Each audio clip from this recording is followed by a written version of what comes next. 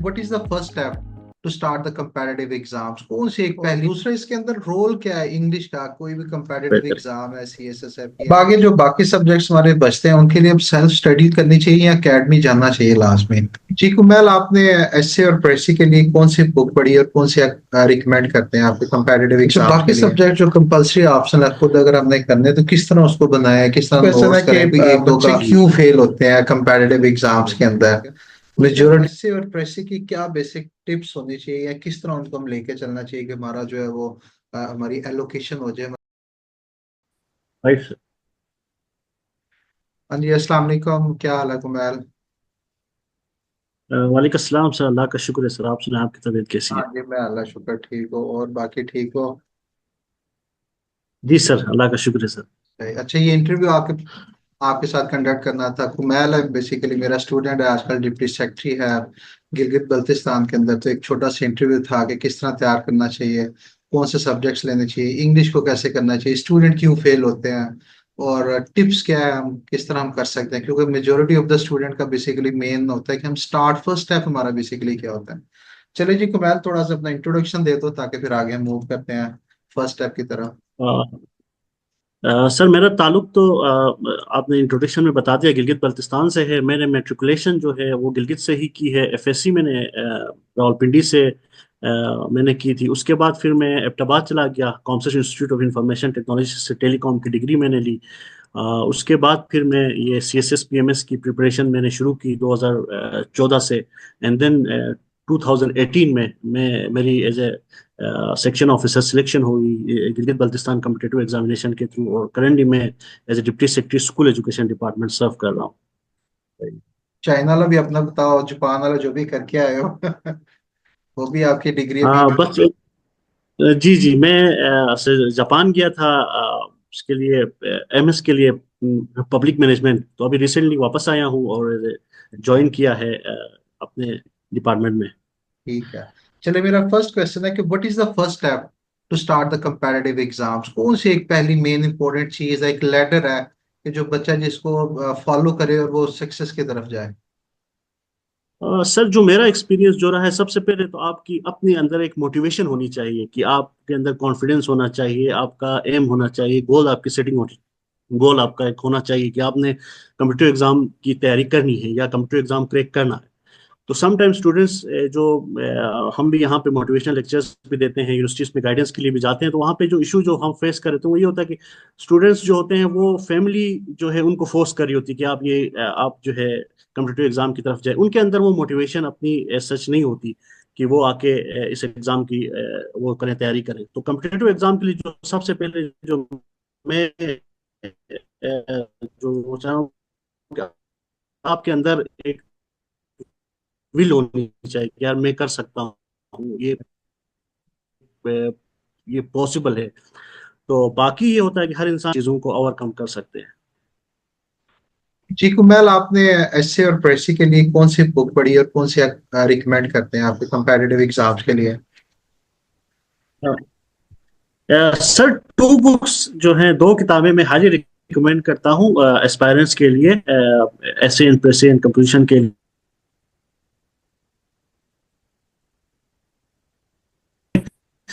First जो है वो मैं स्टूडेंट्स को रिकमेंड करता हूँ कि उसको लाजमी स्टडी करें। And secondly sir, techniques for English precis and composition, sir भाई सर जाहिद अशरफ जो बुक है, तो लाजमी आप उससे इस्तेफादा हासिल करें। स्पेसिफिकली जो हमारे टाइम पे जब हम जो है तैयारी कर रहे थे, तो आपने 1992 से 2016-17 के अराउंड, अब मुझे एग्जैक्ट डेट याद नहीं, उसमें आपने प्रेसिस सोल्व किए थे तमाम सीएसएस के प्रीवियस। तो हम वो अपनी प्रेसिस जो थे वहां से हम जो है खुद प्रेसी जो है वहां से हम अटेम्प्ट करते थे, कंपेयर करते थे आपकी प्रेसी के साथ। तो उससे हमें बड़ा हमने इस्तेफादा हासिल किया था, और हमने अपनी इंग्लिश के बहुत ज़्यादा इंप्रूव की थी। तो ये दो किताबें मैं एस्पायरेंट्स को लाजमी रिकमेंड करूंगा कि इनसे फ़ायदा उठाए। वो जो पहली बुक है वो नाम उसका आपने लिया था, लेकिन वो नेट का इशू था एसए के लिए, तो वो ना क्लियर नहीं हो सका, उसका दोबारा नाम बता दिया एसए का, एसए की बुक का।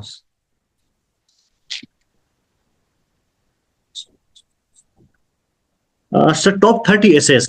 हाँ सर, सर प्रेसी की जो बुक है वो techniques for English precis and composition, by sir Zahid Ashraf. ये दो बुक्स सर, ऐसे के लिए भी और उस प्रेसिंग के जो है, ये दो बुक्स मैं रिकमेंड करता हूँ एस्पिरेंट्स को कि इनको लाजमी स्टडी करें, थॉरली स्टडी करें। और इससे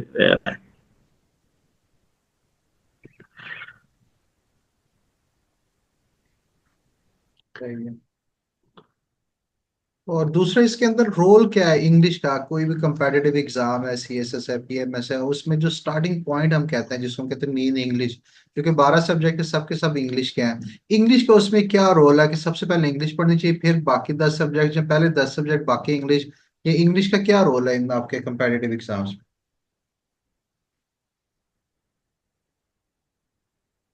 एग्जाम की, अगर आपके इंग्लिश अच्छी नहीं है तो आप कभी भी एग्जाम क्रैक नहीं कर सकते, क्योंकि जितने भी पेपर्स आते हैं सीएसएस के 12 पेपर्स, एक दो जो ऑप्शनल सब्जेक्ट्स हैं पंजाबी उर्दू, उसके अलावा सारे पेपर्स आपने इंग्लिश में सोल्व करने हैं। तो आपके लिए सबसे मैंडेटरी चीज़ ये है कि आपकी इंग्लिश जो है स्किल है वो सबसे अच्छी होनी चाहिए।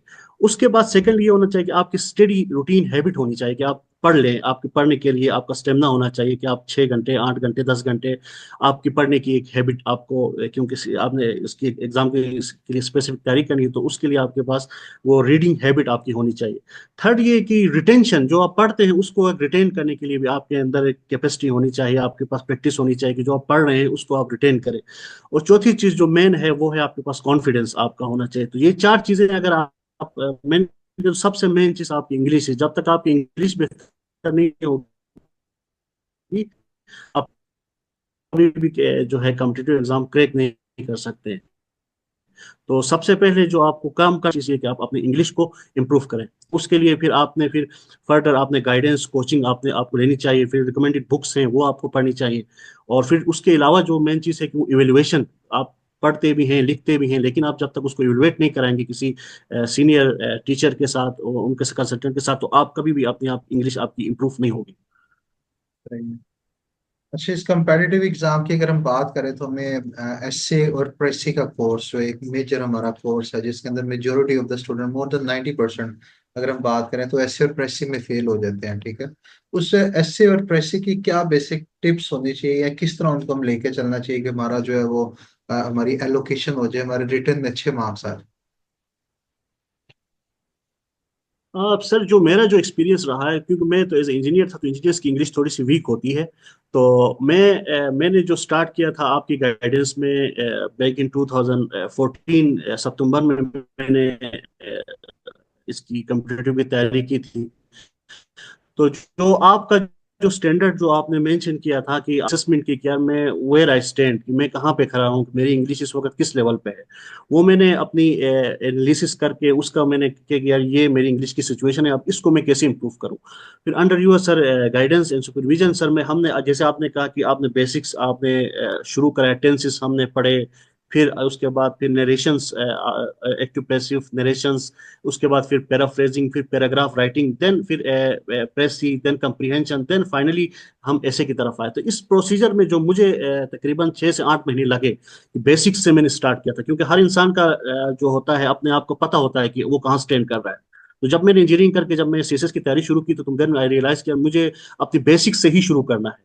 कुछ स्टूडेंट्स ऐसे होते हैं कि जिनकी इंग्लिश बेसिक्स अच्छी होती है, उनकी ग्रामर बहुत अच्छी होती है, उनको सिर्फ और सिर्फ वो जो है पैराग्राफ राइटिंग और फिर सीएसएस प्रेसी कंप्रीहेंशन और ऐसे के टेक्निक्स उनको जो है उनके उन पे वर्क करने की जरूरत होती है। जो मेरे केस में ये था कि मैंने बेसिक से ही शुरू किया था, कि तकरीबन 6 से 8 महीने आपके उसमें सुपरविजन में मैंने इनिशियली एक्टिव पैसिव जो बेसिक्स बुक्स थी, रेड एंड मार्टिन जो आपने रिकमेंड की थी, फिर वो अ, उसकी बीबीए की बुक थी वो आपने रिकमेंड की थी, वो सारी बुक्स जो हमने उस टाइम पे मैंने दोबारा से ग्रेजुएशन के बाद दोबारा से थॉरली मैंने इनको पढ़ा।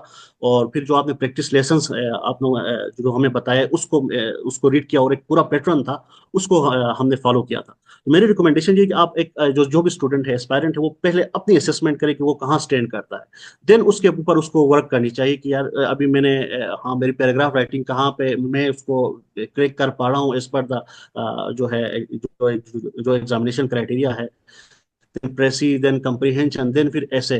तो उसको फिर आपने जितना हो सके आपने प्रैक्टिस करना है, रूल्स को अंडरस्टैंड करना है, लर्न करना है, और उसकी फिर फर्दर इवेल्युएशन आपने फिर करानी है कि आप इस पे आपकी इंप्रूवमेंट हो रही है कि नहीं हो रही है।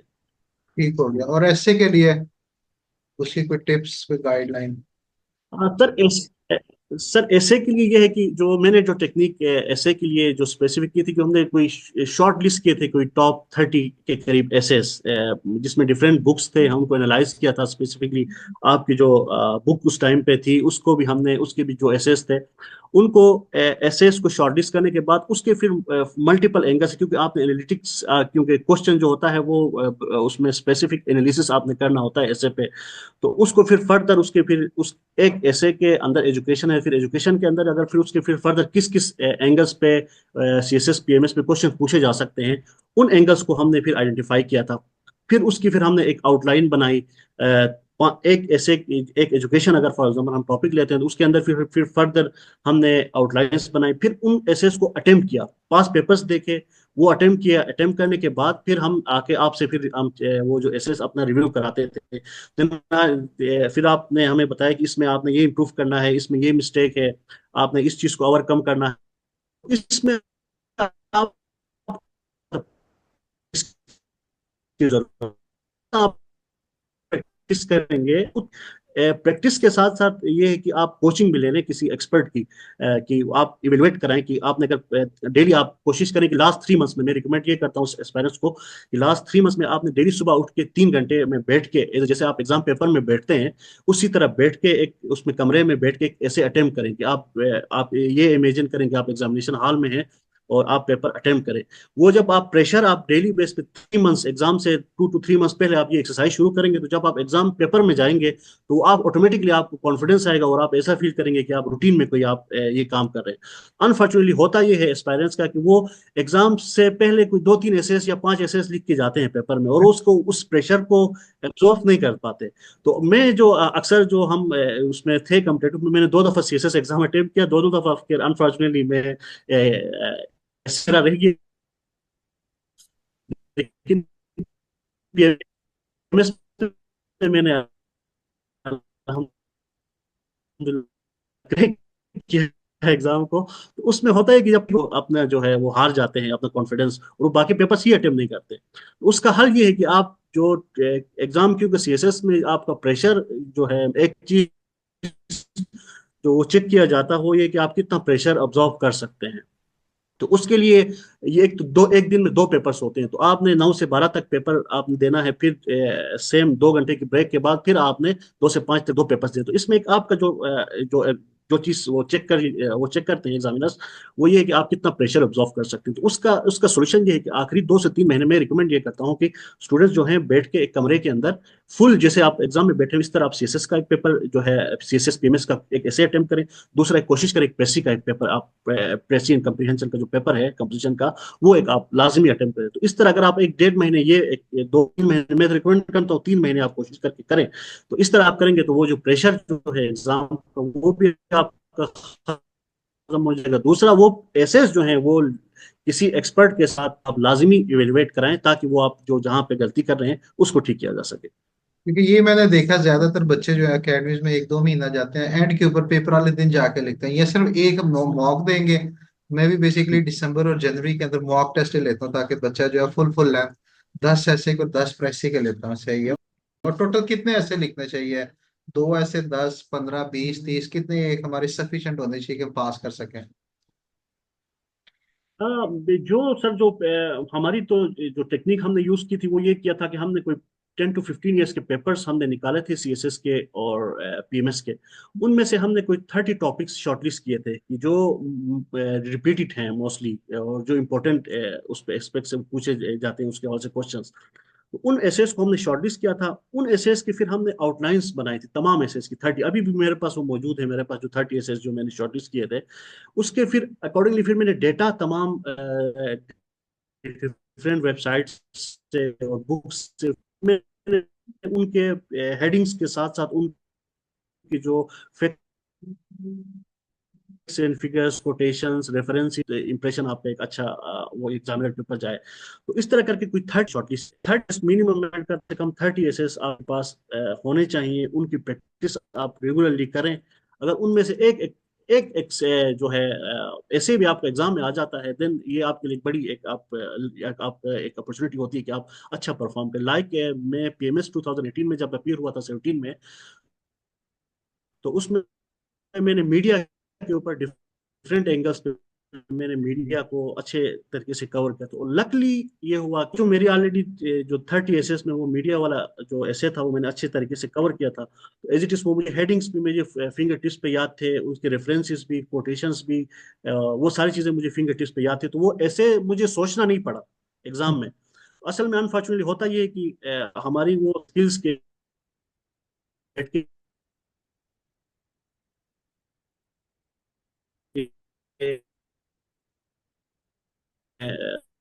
वो और वो जो टाइम होता है बहुत शार्ट होता है हमारे पास।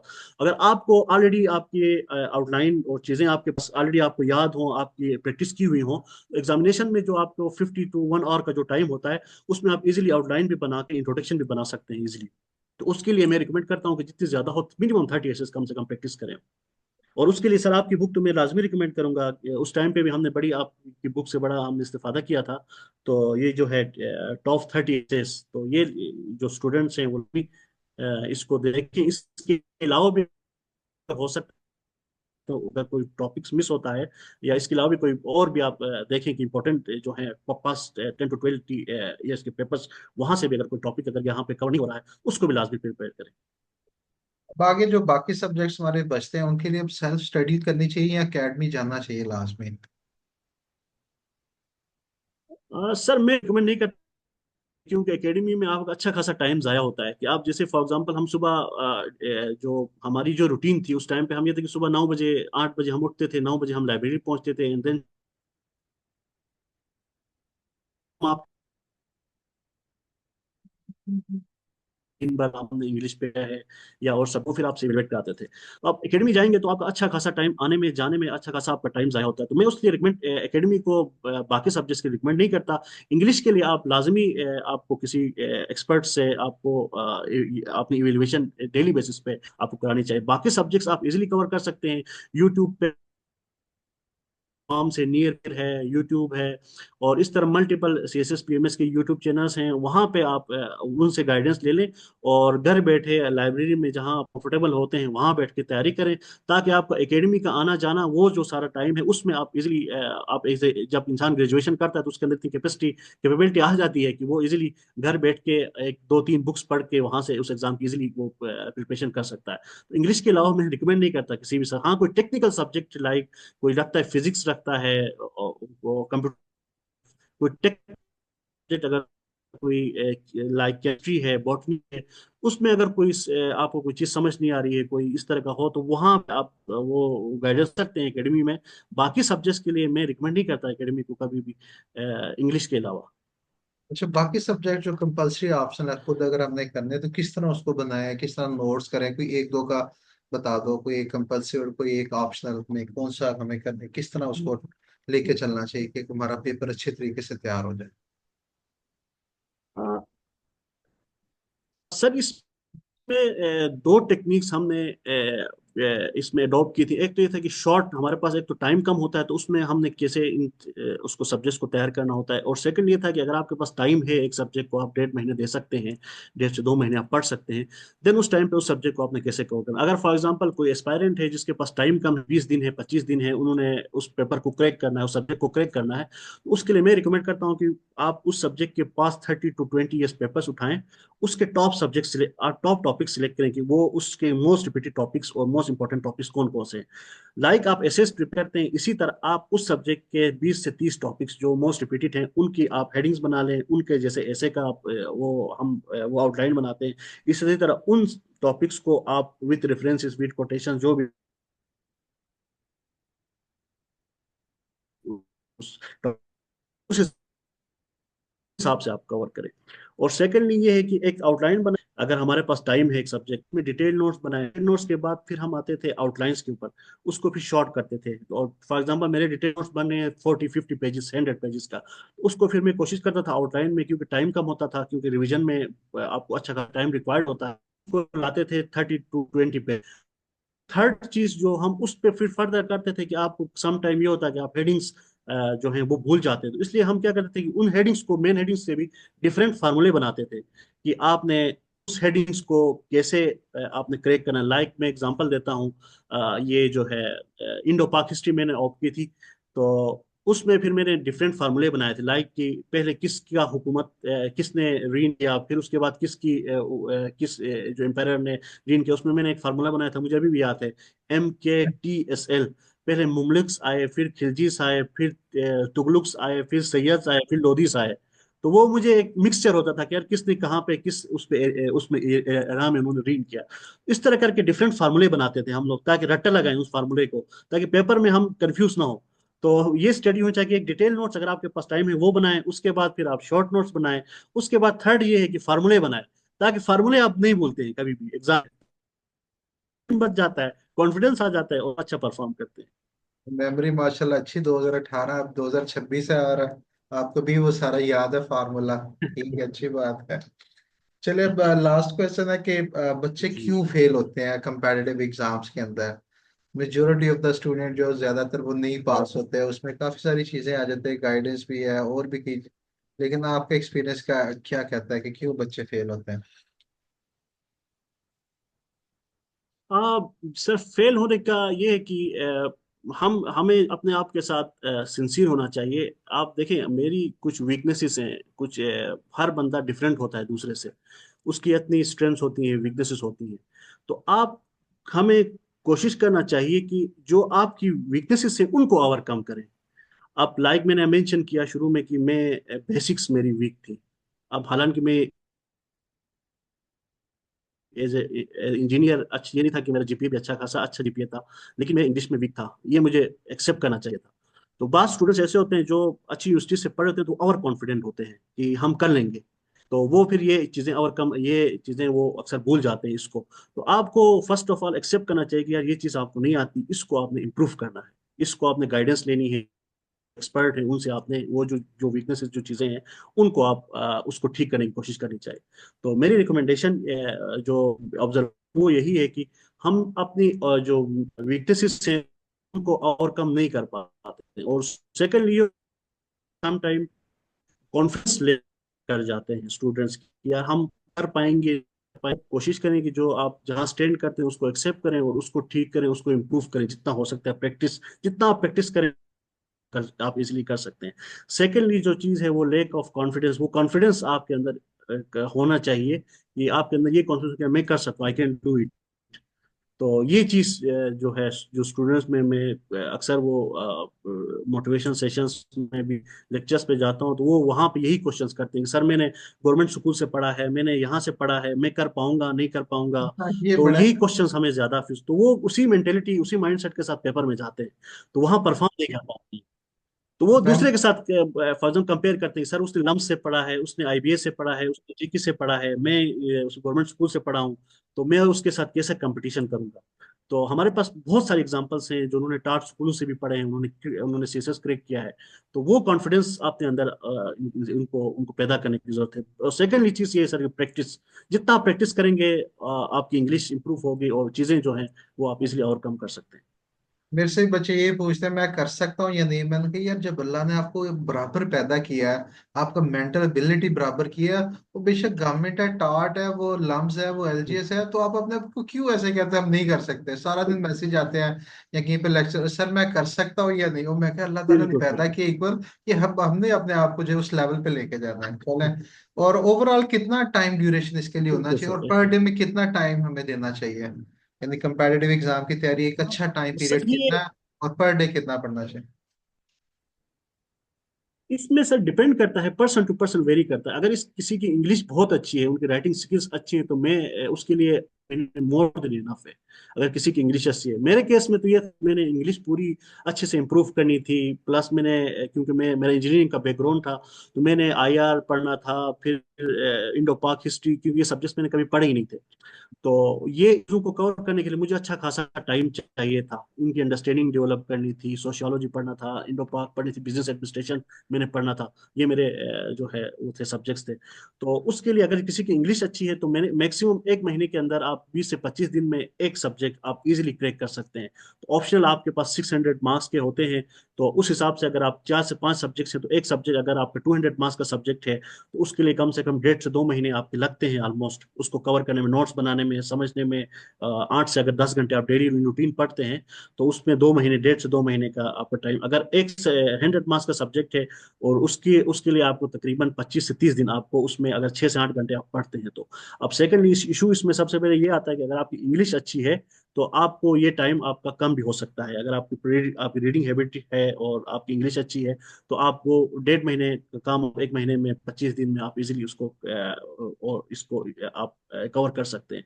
तो इसमें पर्सन टू पर्सन वेरी करता है, कोई आप ये नहीं कर सकते हैं कि आप 1 महीने में ये कवर होगा। तो लेकिन ये हमारी जो हमने जब शुरू की थी तैयारी, उसमें हमारा ये रूटीन ये होती थी कि हम डेली 2 से 3 घंटे इंग्लिश को स्पेसिफिक हम इंग्लिश की तैयारी करते थे, 3 से 4 घंटे।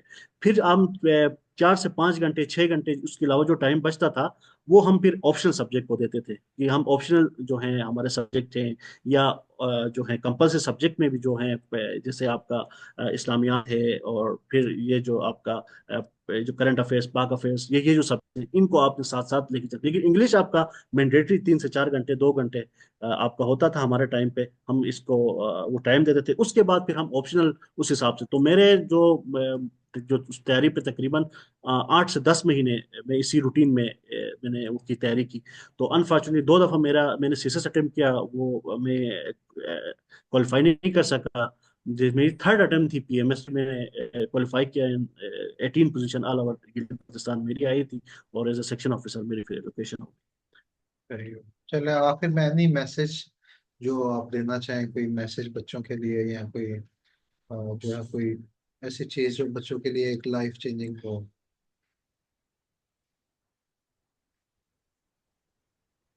सर मेरी तो सबसे पहले यही है कि आप, एक तो आपने एक चीज करना है तो उस पे फिर आपकी मोटिवेट, आप फॉर एग्जांपल आपने सीएसएस पीएमएस की ही तैयारी करनी है तो आप बाकी तमाम चीजों को छोड़ दें, आप उसी पे फोकस करें। कि आपने वाकई वही चीज करनी है तो आपने उसी चीज के ऊपर तमाम अपनी जो है किसी और एंगल पे आप ना सोचें। अब मसला ये होता है कि स्टूडेंट्स आते हैं, वो सीएसएस की तैयारी भी कर रहे होते हैं, साथ में कहते हैं बाहर से एमएस भी करेंगे, यहाँ से ये भी करेंगे, साथ पार्ट टाइम जॉब भी करेंगे, तो वो जो है एंगल आपका जो है वो सही नहीं रहता। तो आपने फोकस अपना जो है वो एक रखना है। दूसरा ये है कि आपने चीज करनी है तो बस करनी है, आपने सीएसएस की तैयारी करनी है तो बस सीएसएस की ही तैयारी करें। 100% आप अपना जो है उस पे एनर्जी जो है उस पे लगाएं। और जो नेक्स्ट चीज जो मैं उनसे उनको कहूंगा, स्टूडेंट को कहूंगा कि कंसिस्टेंसी और परसिस्टेंस, ये दो चीजें बहुत जरूरी हैं। कि आपने कंसिस्टेंट रहना है अपने आप को, जैसे आप एक रूटीन में आए हैं तो उस रूटीन में ही आपने तकरीबन साल, 1.5 साल का जो टाइम, 2 साल, मेरे तो 4 साल लगे, मैं कंसिस्टेंट उसी एंगल पे रहा। मैंने कहीं अपने आप की अपनी जो है एनर्जी दूसरे उस पर वो होने की ज़ाया नहीं की, कि मैं कंसिस्टेंट रहा, मैंने अपनी जो वीकनेसेस थे मैं ओवरकम करता रहा, और मैंने गिव अप नहीं किया। आप गिव अप ना करें, परसिस्टेंट रहें। कि आप फॉर एग्जांपल आप इंग्लिश आपको नहीं आती, आप कोशिश करें, सीखें, इंप्रूव करें, फिर अगर किसी कोई और आपको सब्जेक्ट, गिव अप ना करें, कंसिस्टेंट हैं। ये ना हो कि आप महीने तैयारी करें फिर डीमोटिवेट हो, फिर छोड़ दें, फिर तैयारी करें। तो कंसिस्टेंसी और परसिस्टेंस, ये दो मैं रिकमेंड करता हूँ। ये दो हर इंसान में जो सीएसएस एस्पायरेंट है उसमें लाजमी होनी चाहिए। और मोटिवेशन आपने करना है तो बस करना है, इसमें भी दो राय नहीं होनी चाहिए, अपनी 100% एफर्ट लाजमी दे दें उसके लिए। सही तो हो गया। इंशाल्लाह आप क्रैक कर लेंगे। इंशाल्लाह। चलो भी, थैंक यू वेरी मच कुमैलबा, आपने टाइम दिया, और इंशाल्लाह इसका बच्चों को काफी फायदा होगा। चलो ठीक है, ओके बेटा, थैंक यू। Allah Hafiz.